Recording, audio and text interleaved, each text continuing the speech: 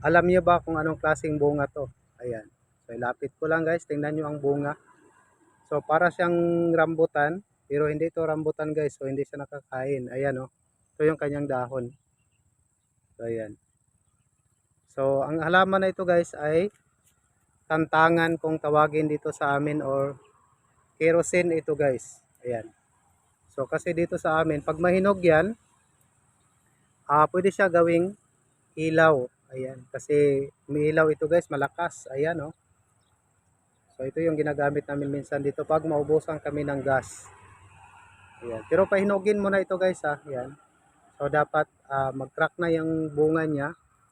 Tapos tanggalan ng balat yung kanyang mismong laman. Yan, magsindi na guys. Tapos tuhugin ng palistingting. Ayan oh. So dito marami sa amin guys.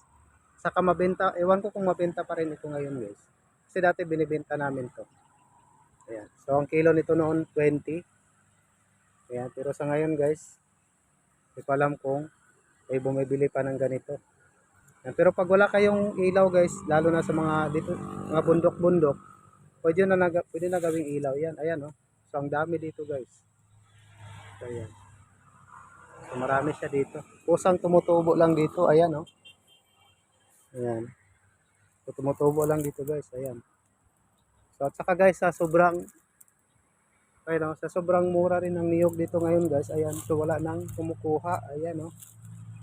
Tumutubo na dyan sa ilalim ng kanyang puno. So ayan. So dito guys, so tingnan nyo, karami. May mga tubo na yan. Ayan oh. Kung dito doon sa inyo guys, sa mga cities, so mahal yung mga niyog. Dito sa amin, sa probinsya, ayan oh, tingnan nyo. Ayan, tumutubo na lang yan dyan. Ayan, tingnan nyo, oh, ang dami. So ayan, marami siya masyado guys. At saka yung halaman na to, oh, marami dito. Ayan. So mapula ang kanyang puno guys. Pero iba-ibang klase ito na hindi na ganito ka ano. Hindi ganito ang puno niya, saka stalk niya, pula. So meron ding green. So yan, so ito guys, marami talagang bunga. Ayan. Ang ibang klase ito, malalaki ang mga bunga nila, saka malalaki yung laman. So yung mga ganito na klase, hindi masyado malaki yung mga laman niya guys. Pero pwede na rin. Yan, umiilaw rin guys. At saka may nagre-release ito ng gas. Ayan. So meron siyang pinaproduce na gas guys, para saka matagal siya matunaw. Ayan, matagal yan matunaw. Pero pahinugin muna natin. Ayan o. Tingnan nyo naman ang dami. Ayan, so dito lang sa gilid ng daanan. Ayan o. Grabe ang daming bunga. Ayan. Dami dito guys. Ayan, so comment nyo guys, at saka kung anong pangalan ito sa inyo. So huwag na rin kalimutan mag-follow. Ayan, so guys, kukuha tayo ng hinog. Ayan, so wala na siya guys. Nahulog na. Ayan o. Ayan, hinog na yan.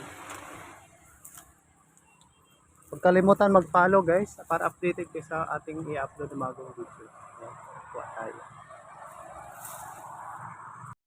Ito yung hinog na. Ayan o. Pero ito maliliit. Ayan, so ganito yung mukha niya oh. Ayan, so ito hinog na. Ayan. So hinog na siya. Ito pwede na siyang gawing pang ilaw guys. Yan. So tanggalin mo na itong matitigas na balat niya. Ayan, para matuhog. Para malakas yung kanyang ilaw.